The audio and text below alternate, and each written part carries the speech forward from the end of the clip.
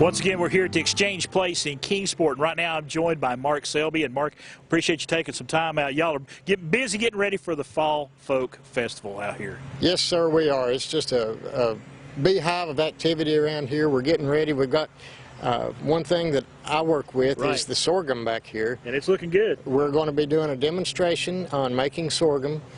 Exchange Place is a community type activity, and sorghum historically has always been a community activity.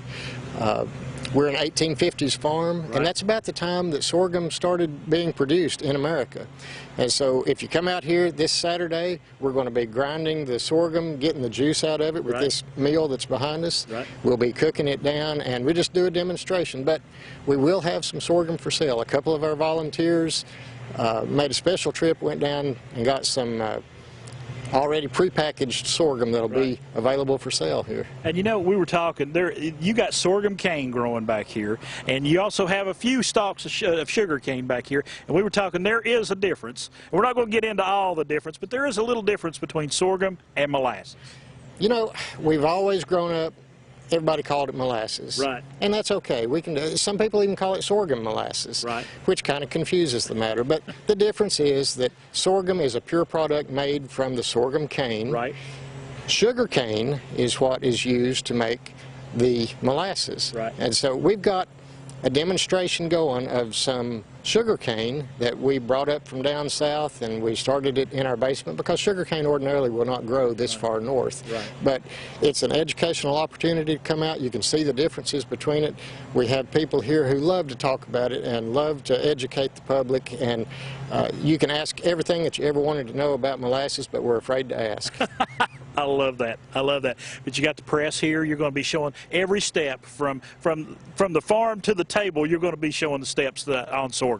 Absolutely, yes, sir. And we'll hopefully, if the mule gets out of the shop, he'll be hitched up here. We'll be squeezing the juice out.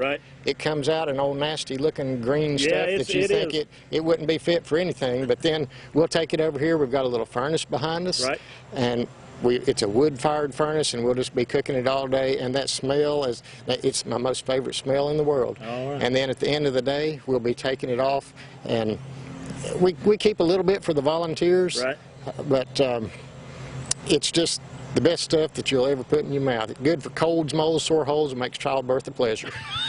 I like it. You're a salesman at heart, I think. Absolutely, yes, sir. Let's sell me on this. You don't have to sell me too much because this festival is going to be a lot of fun this weekend. This festival is probably the highlight of the year around here. As Marshall mentioned earlier, there's going to be vendors everywhere. There's demonstrators everywhere. One of the most positive things that you can see here is there's a group of young folks. They're called junior apprentices. These junior apprentices are from 12 to 18, and they're learning what it was like to grow up on a typical 1850s East Tennessee farm. They're out here, you'll see them splitting wood, you'll see them cooking, and it's amazing all the activities that you see. But you'll see them, they're going to be dressed in garb like this. You can recognize them if you see any of them come up. They love to talk about what they're doing too. They love to educate folks. You'll see demonstrations in the blacksmith shop.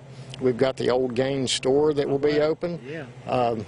Spinners, weavers, it's just a fun place to be. And the vendors, as Marshall mentioned, you're going to have people, and these are people who have a heart for what they do. They too love to talk, and they'll tell you just every little thing that you ever wanted to know about whatever their particular product is. So yeah, it's a lot of fun. All right, well, we're looking forward to it. We're going to come back here in a little bit. You're going to take us over here. We got some sheep. We got a horse that we're going to introduce to some of the animals here on the farm. Yes, sir. We're looking forward to it. All right. We'll be back in just a few moments. Folks, it is the 48th Annual Fall Folk Arts Festival right here at Exchange Place. We'll be back in just a few minutes to bring you some more fun stuff.